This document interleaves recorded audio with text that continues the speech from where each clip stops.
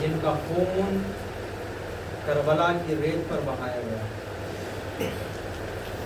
40 ان شہدائے کربلا کا 40 کہ جن کی شہادتوں کے بعد ان کے سروں کو تنوں سے جدا کیا گیا اور سروں کو نیزوں پر بلند کیا گیا.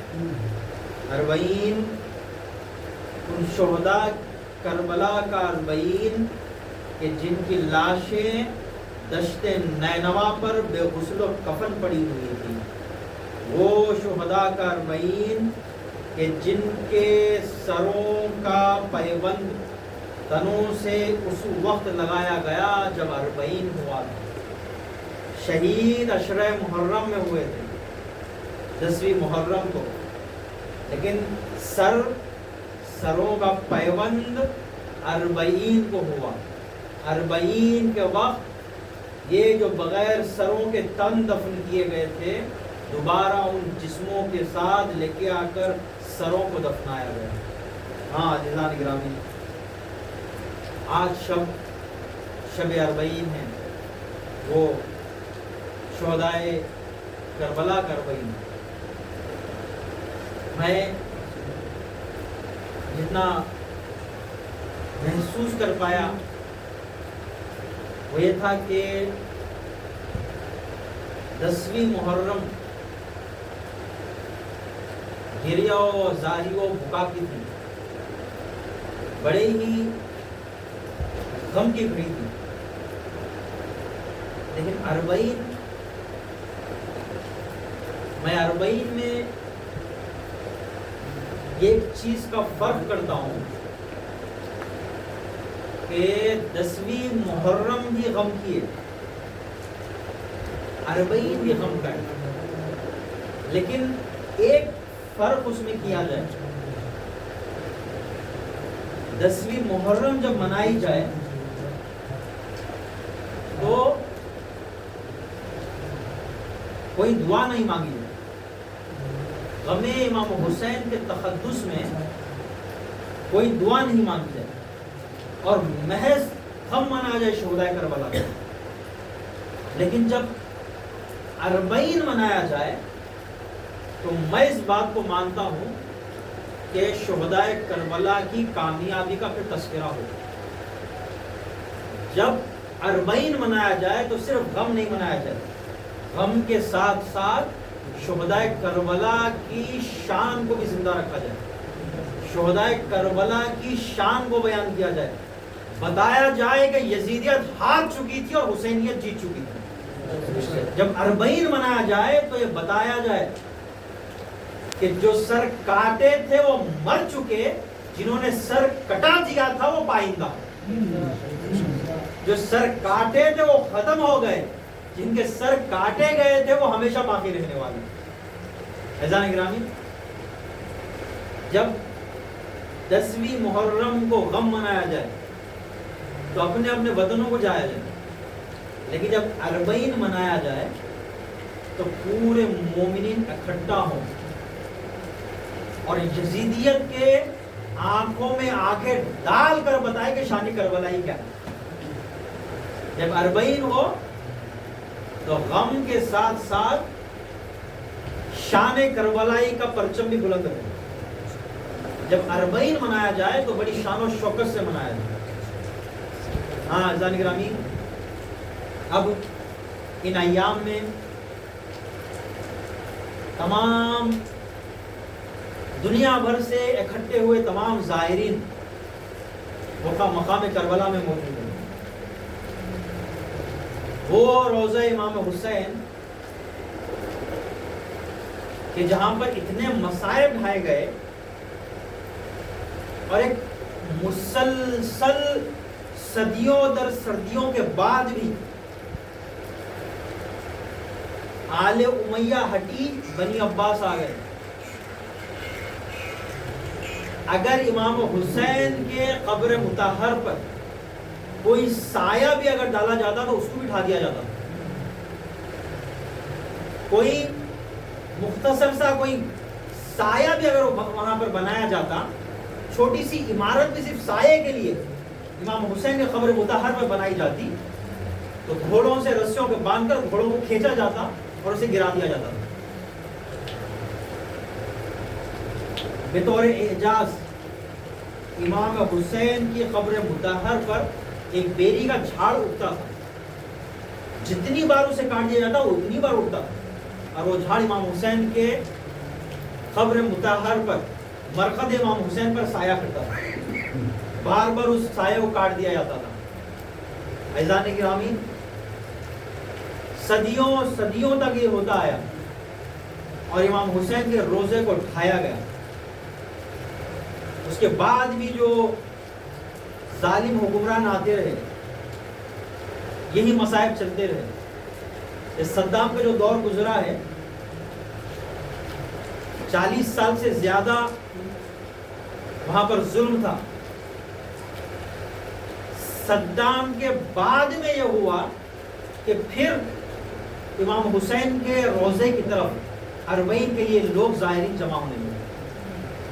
جیسے ہی موقع اربعین آیا ویسے ویسے زائرین قبر مبارک امام حسین کے گرد جمع ہونے لگے. ہاں عزیزان گرامی، وہ روزہ امام حسین کہ جہاں پر کسی کو آنے نہ دیا جاتا تھا، آج جا کر دیکھو وہاں پر سینکڑوں کا مجمع جمع ہے. وہ مرقد امام حسین جہاں پر 1/40 کے موقع پر صدام کے دور میں پورے مجموعاً ملا کر 1 لاکھ زائرین جمع ہو گئے تھے، تو صدام نے حکم دے دیا تھا کہ جہاں جہاں سے زائرین آ رہے سب کو گولی مار دی جائے، قتل عام کر دیا جائے. 1 لاکھ جہاں پر زائرین کو جمع ہونے نہیں دیا جاتا تھا. ہاں آؤ، آ کر اب وہیں کا منظر دیکھو. اب ملینوں کے سر وہاں پر نظر آ رہے ہیں. دوبارہ شان کربلائی نظر آ رہی ہے. ارے جس طرح سے حضرت عباس کا سبز پہراوا لہرا رہا تھا، آؤ اب آ کر دیکھو زائرین کا مجمع اس طرح سے لہرا رہا ہے. ایک صلوات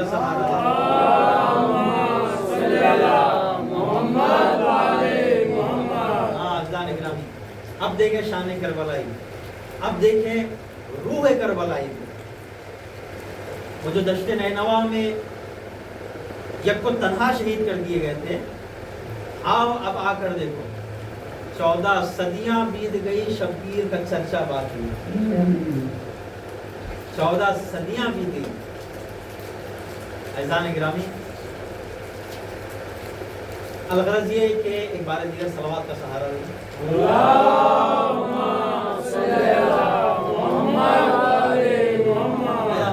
اختصاراً میں یہ چاہتا ہوں کہ وہ جو آزادی کے عنوان سے جو میں مطلب رہا تھا، مختصراً تاکہ ایک کچھ نتیجے جو باقی رہے گے وہ میں جو ہے مکمل کر لوں اور بات کو تمام کروں. میں نے آپ کے سامنے رکھا تھا کہ آزادی جو ہے وہ یا آزادی ایک جسم ہے کہ آدمی کا جسم آزاد ہوتا ہے کہ وہ کسی قید میں نہیں ہے، یا فکری آزادی ہوتی ہے. فکری آزادی مطلب سوچنے کی آزادی ہے کہ آپ اپنی سے سوچو اور اپنا ایک راستہ خود اختیار کرو. یا آزادی ہے فکر ہے کہ فکروں پہ ہجوم نہیں لایا جاتا، مجبور نہیں کیا جاتا. اور تیسری ہوتی ہے آزادی ہے روحانی آزادی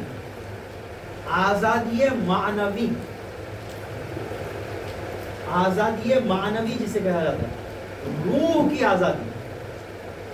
ایسا نہیں کرنا، یہ مطالعہ آپ کے سامنے رکھا میں، اور یہاں تک بھی میں آپ کو لایا تھا کہ جو جسمانی آزادی ہے اس کے مقابل میں، اس کے اپوزٹ میں، اس کی ضد میں جو لایا جاتا ہے وہ ہے قید.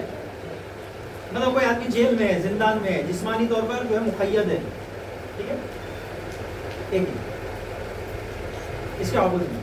دوسرا جہاں آزادی فکر ہے، سوچنے کی آزادی ہے، اس فکری آزادی کے مقابل میں کیا ہوتا ہے؟ میں نے آپ کے سامنے رکھا تھا کہ فکری آزادی کے بالمقابل ہے مذہبیت، کہ لوگوں کو مجبور کر دیا جاتا کہ یہی صحیح اور کچھ نہیں. توجہ کیا جاتا ہے، فکری آزادی کے مقابل میں ہے باطل دھرم، جھوٹے مذاہب. آزادی فکر کے مقابلے میں رہتے ہیں جھوٹے مذاہب، جھوٹے فرقے. اور تیسرا جو مرحلہ ہے وہ ہے آزادی روح کی آزادی.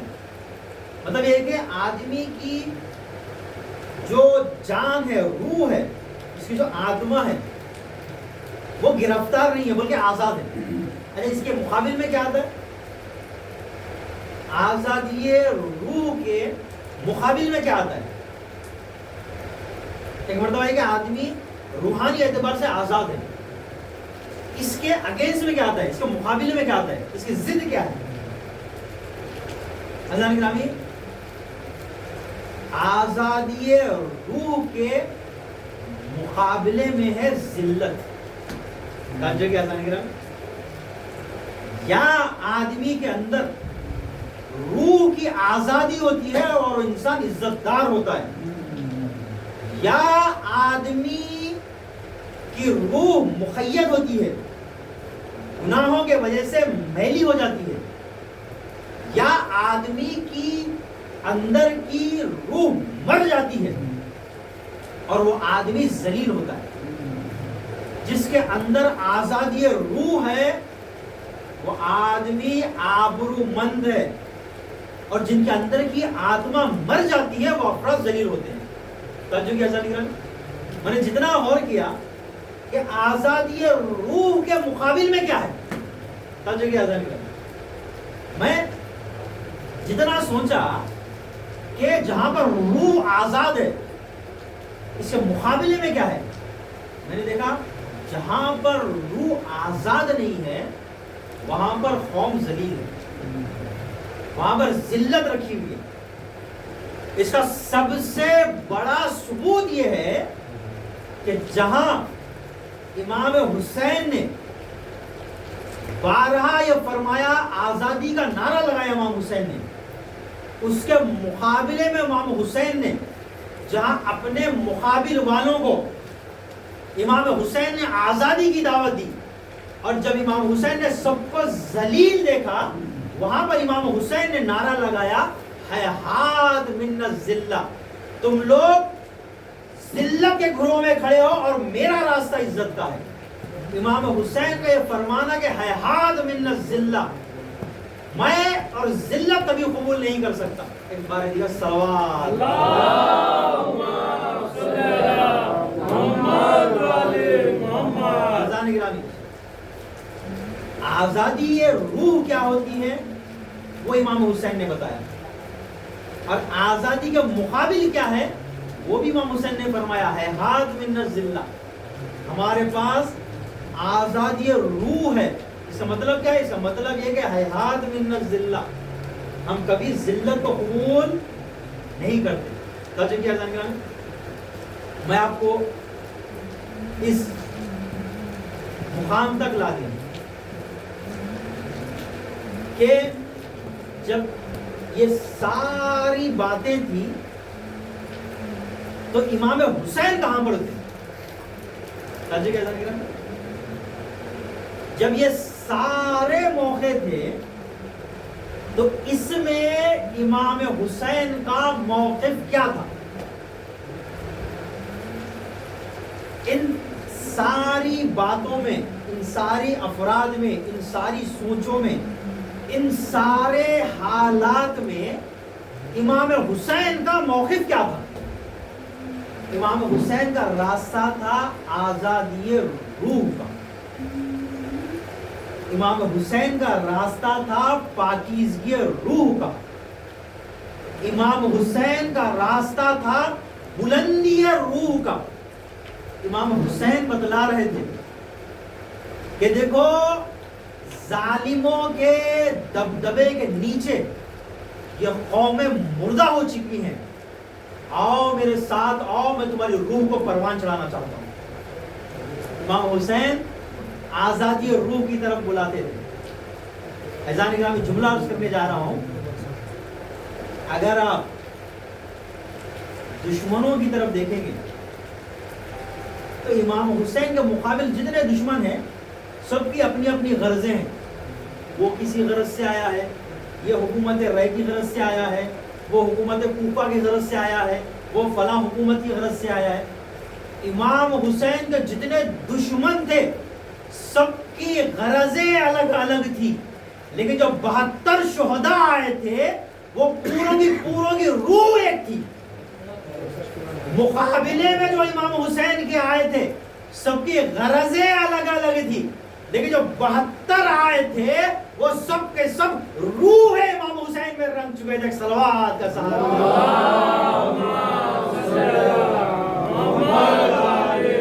تمام دشمنے الگ الگ نیتیں لے کے آئے تھے، لیکن یہ جو 72 تھے وہ بے عنوان دیگر سب کے سب امام حسین میں مل چکے تھے۔ ان ہر کسی کو وہ تمام 72 روحیں امام حسین سے مل چکی تھی، وہ تمام کی نیتیں امام حسین سے مل چکی تھی. وہ دکھنے میں 72 تھے لیکن ہونے میں ایک تھے. 72 کے 72 ایک روح میں پیوند پا چکے تھے. ہاں اللہ نے گرامی یہ بات تھی کہ امام حسین نے جہاں پر اللہ نے گرامی ایک جملہ مصائب کا آ رہا ہے اور ایک دو مطلب کی طرف روشنی ڈال کے میں اپنے مصائب کی طرف جاتا ہوں. یہی بات تھی کہ جب عصر عاشور امام حسین نے پورے اولاد اور پورے اصحاب کے لاشیں اسی ایک مقام گنج شہیدہ میں جب لے کے آ کر امام حسین نے دفن کیا. پورے اصحاب جہاں دفن تھے وہیں پورے اولاد کی لاشیں تھیں. اور آخری وقت میں جب امام حسین دیکھ چکے تھے کہ میرا لاشا پہ اٹھانے والا نہیں ہے، اب امام حسین گنج شہیدہ میں کھڑے ہوئے اور جتنی جنگ آخری کی امام حسین نے، پوری جنگ امام حسین نے وہ جنگ شہیدہ میں کی. گنج شہیدہ سے امام حسین پھر نہیں ہٹے. جتنی آخری جنگ امام حسین نے کی وہ پوری کی پوری جنگ امام حسین نے وہ اپنے اصحاب کے لاشوں کے گرد میں کی. وہ گودال قتلگاہ سے امام حسین نہیں ہٹے. کیوں؟ امام حسین چاہتے تھے جہاں میرے اصحاب کی لاشیں ہیں اور جہاں میرے اولاد کی لاشیں ہیں، اب میرا لاشا یہاں سے اٹھا کر کہیں نہیں لے جایا جائے گا. جہاں میرے اصحاب کا لاشا ہے میں یہیں پر رکوں گا. عزیزان گرامی، ایک امام حسین آخری دم تک وہیں رہے. بہر عزیزان گرامی، ایک صلوات کا سہارا دیں. اللہم صلی علی محمد و علی محمد. آخری جملات کے امام حسین میں یہاں تک لایا کہ امام حسین آزادی روح کی طرف بلاتے تھے. اب ہونا کیا تھا؟ ہونا یہ تھا کہ جو روح ہی آزادی کی طرف بلا رہا ہے وہ یزید جیسے پلید کی بیعت نہیں کر سکتا تھا. امام حسین اور یزید کی بیعت نہیں، یہ روح انقلابی کے منافی تھا، یہ روح کربلائی کے مخالف تھا، یہ روح امام حسین کو قبول نہیں تھا کہ یزید جیسے کی بیعت اور امام حسین کرے. اب ہوا یہ کہ ہزاروں مجبوریوں کے باوجود امام حسین نے یزید کی بیعت کو ٹھکرا دیا. توجہ کیسا نکلا؟ ہزاروں دباؤ کے باوجود امام حسین نے یزید کو دھتکار دیا. ہزاروں پہروں کے باوجود امام حسین نے یزید کی بیعت کا انکار کر دیا.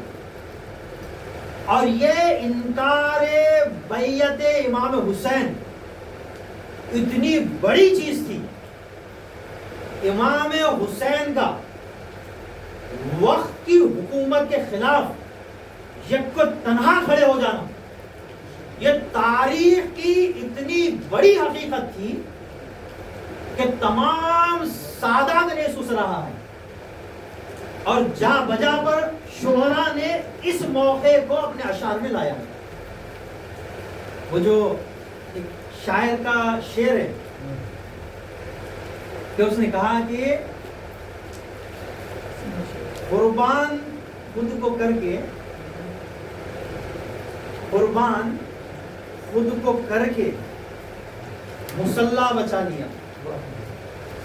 قربان خود کو کر کے مصلا بچا دیا، سر دے دیا حسین نے سجدہ بچا لیا. کر کے مسلح بچا لیا اور سر دے دیا، حسین نے سجدہ بچا لیا۔ اذان گرامی، اور اسی انکار حسینی کو، اسی انکار حسینی کی ترجمانی کرتے ہوئے جو مشہور آج کے شاعر شکیل جو ہے، شکیل عارفی، انہوں نے ایک بہترین شعر کہا ہے۔ انہوں نے کہا کہ دنیا کے سب یزید، دنیا کے سب یزید اسی غم میں مر گئے، ارے سر مل گیا حسین کا بیعت نہیں ملی۔ دنیا کے سب یزید اسی غم میں مر گئے، سر مل گیا حسین کا بیعت نہیں ملی۔ یہ شان کربلا ہے۔ کربلا سے پہلے کیا رہا، کیا تھا، اور کربلا کے بعد کیا رہا۔ کربلا سے پہلے یزیدیت کا بول بالا تھا۔ امام حسین نے کیا یہ کہ بظاہر یزید کربلا کے بعد زندہ تھا، لیکن امام حسین نے یزیدیت کی رگوں کو کاٹ دیا۔ کربلا سے پہلے یزید تھا، کربلا کے بعد یزیدیت کو امام حسین نے ذبح کر دیا۔ اچھا، کربلا سے پہلے بلوچ کے بظاہر کربلا میں امام حسین کے گلے کو کاٹا گیا، لیکن امام حسین نے جس کو زندہ کر دیا وہ حسینیت کو زندہ کر دیا۔ کربلا کے بعد اگر کہیں یزیدیت ملے گی تو رسوا و شرمندہ و ناکام ملے گی، اور کربلا کے بعد جہاں جہاں حسینیت ملے گی زندہ باد ملے گی۔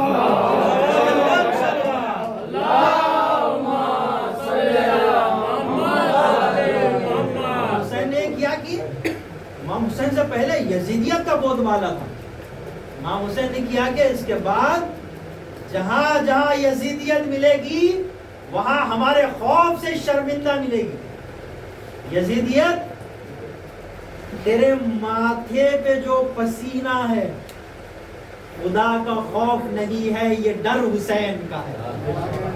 یزیدیت تیرے ماتھے پہ جو پسینہ ہے خدا کا خوف ہوتے تو ٹیررسٹ ٹولے یہ بنتے۔ خدا کا خوف نہیں ہے، یہ ڈر حسین کا ہے۔ یہ امام حسین، یہ جو خوف ہے یزیدیت کو حسینیوں کا، یہ خوف ڈالا ہوا امام حسین کا ہے۔ اور آج بھی عوام مارکے میں جہاں جہاں یہ ٹیررسٹ ٹولے ڈرتے ہیں وہ دنیا کی کسی فوج سے نہیں ڈرتے، دنیا کے کسی میزائل سے نہیں ڈرتے۔ یہ دنیا کے تمام ٹیررسٹی ٹولے اگر ڈرتے ہیں تو حسینیوں سے ڈرتے ہیں۔ دنیا کے تمام ٹولے ڈرتے ہیں تو حزب اللہ سے ڈرتے ہیں۔ ایک صلوات کا سہارا محمد والے محمد۔ اور یہ ممبر حسینی سے آخری میں اگر ایک فرد کا نام نہ لے لوں تو شاید یہ اربعین کا حق ادا نہ ہو۔ وفاداری حضرت عباس کی ایک جھلک دکھائی۔ فلسطینیوں کو جو وعدہ دیا تھا حسن نصر اللہ نے، حسن نصر اللہ نے ثابت کر دیا، دیکھو ہم مولائی ہیں، دیکھو ہم کربلائی ہیں۔ اگر زبانی وعدہ دے دیے فلسطینیوں کو، ہم اپنی جان کا سودا کر کر، ہم اپنی جان کی قربانی پیش کر کر تمہارا وعدہ پورا کریں گے۔ یہ مکتب کربلا کے درس خواندہ تھے حسن نصر اللہ، جان فدا کر دیے، لیکن شان کربلا میں کوئی کمی آنے نہ دی۔ بتایا حسن نصر اللہ نے، دیکھو ہم کربلا کے ماننے والے ہیں۔ ایسا نہیں کہا، ایک صلوات کا سہارا۔ اللہم صلی علی محمد والے محمد۔ ایسا نگرامی، یہ ایسا لمحہ تھا کہ انکار امام حسین جہاں اچھے اچھوں کے دل کانپتے تھے، ارے میری جان جائے میرے اہل و عیال، جہاں اچھے اچھوں کے دل کانپتے تھے، وہاں امام حسین نے بیعت کا سوال کو ٹھکرا دیا. انکار امام حسین بعد کو آنے والے ولیوں کے لیے اتنی بڑی حقیقت تھی کہ خواجہ اجمیری نے کہا شاہ است حسین، بادشاہ است حسین، دین است حسین، دی پناہ است حسین، سر داد نداد دست در دست یزید، حقا کے بنا لا الہ است حسین. امام حسین نے اپنا سر تو دے دیا لیکن اپنے ہاتھ کو یزید جیسے پلیت کی بیعت سے میلا نہیں کیا. ایک صلوات پڑھ دو.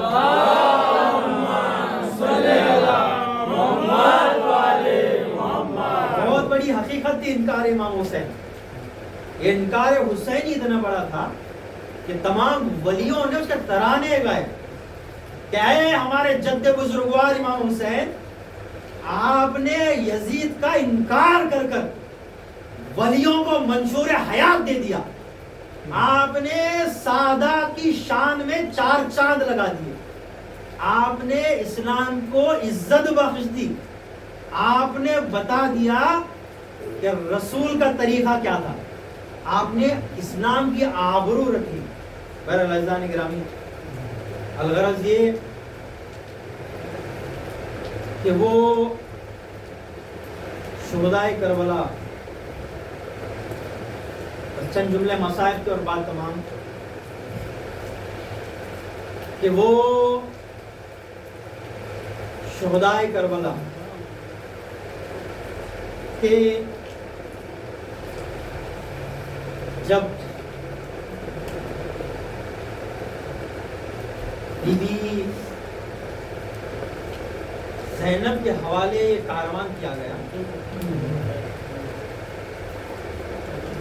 اس انداز میں کاروان کیا گیا، اس طرح سے کاروان حسینی کی سالاری بی بی زینب کے ذمے کی گئی کہ بی بی زینب کے ہاتھ پس گردن رسن میں بندھے تھے، وہ خیموں میں آگ لگا دی گئی تھی، خیموں سے دھواں اٹھ رہا تھا،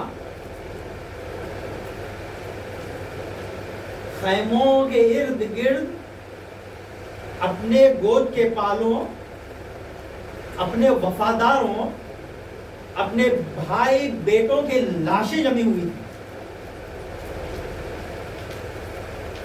شام کربلا، وہ سناٹے کا عالم، وہ کالی اندھیری رات، وہ جنگل کا بیاباں، ادھر خیموں سے دھواں اٹھ رہا ہے،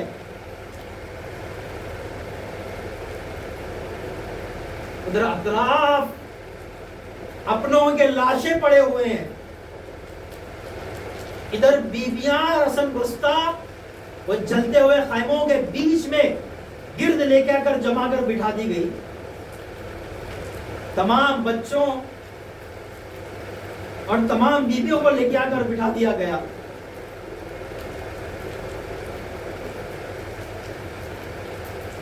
ہاں، اس عالم میں بی بی زینب کو سالاری دی گئی. امام حسین نے کہا کہ اے بی بی زینب، یہاں تک میں نے اس قافلے کی سالاری کی تھی، اے بہن زینب، اس لٹے ہوئے کاروان کی اب تم سالار ہو. ہاں عزیزان گرامی، اب بی بی زینب نے یہ لٹے ہوئے کاروان کی سالاری بی بی زینب کی.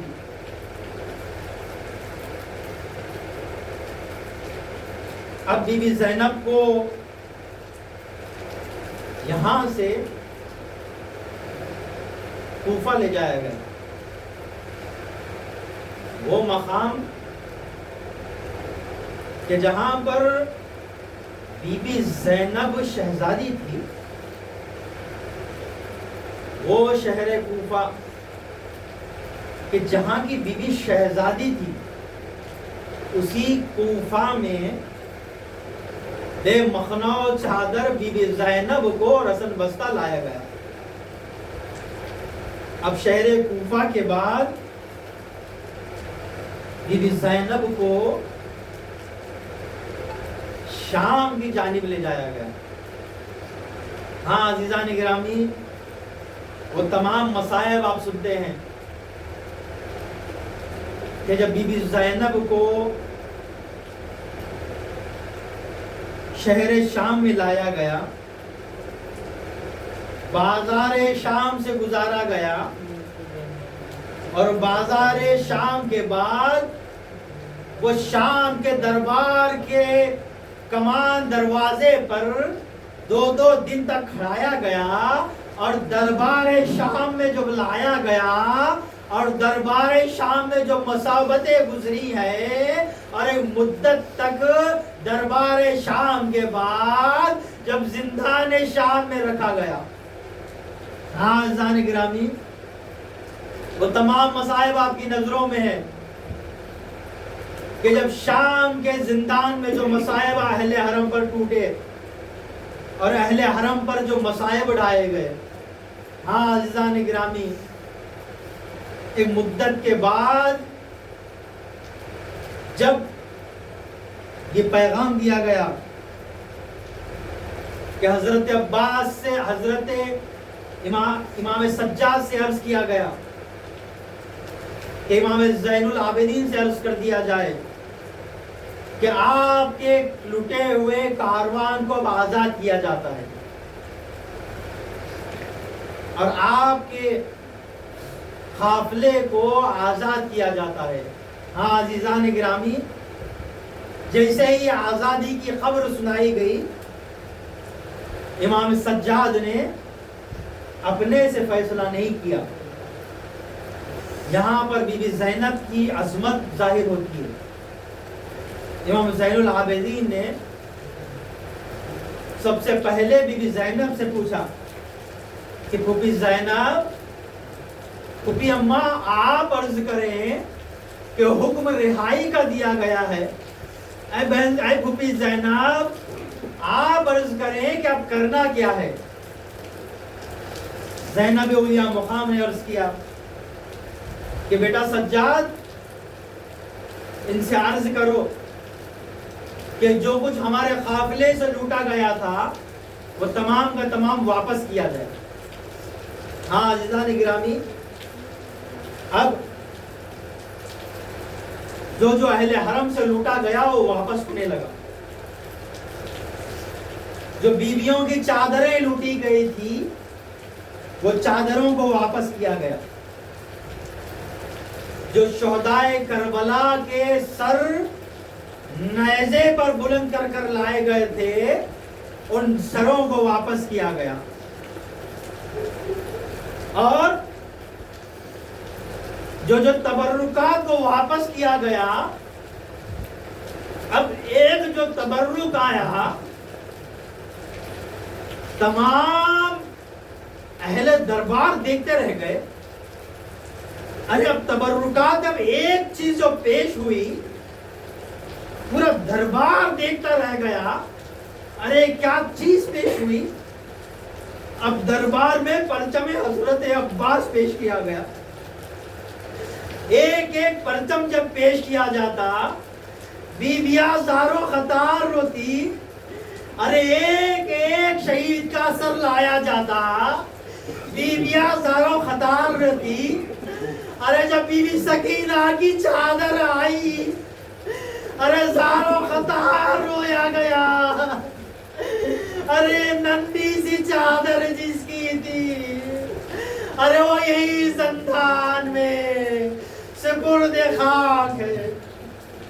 ہاں اللہ نے گرامی، جب تبرکات میں پرچم حضرت عباس پیش ہوا، پورا دربار حیرت میں پڑ گیا، ارے کس کا پرچم ہے جو دربار میں لایا گیا، ارے کس کا پرچم ہے جو دربار میں لایا گیا، ارے کس کا پرچم ہے کہ یہ پورا کا پورا پرچم تیروں اور نیزوں اور تلواروں سے زخموں سے تارا تارا ہے، ارے کس کا پرچم دربار میں لایا گیا، ارے اس پرچم کا پھریرا ارے تیروں کی بوچھار سے تار تار کر دیا گیا، ارے شان کربلائی میں حضرت عباس نے کیا بات دکھائی، حضرت عباس نے ارے جو پرچم تیروں کی بارش سے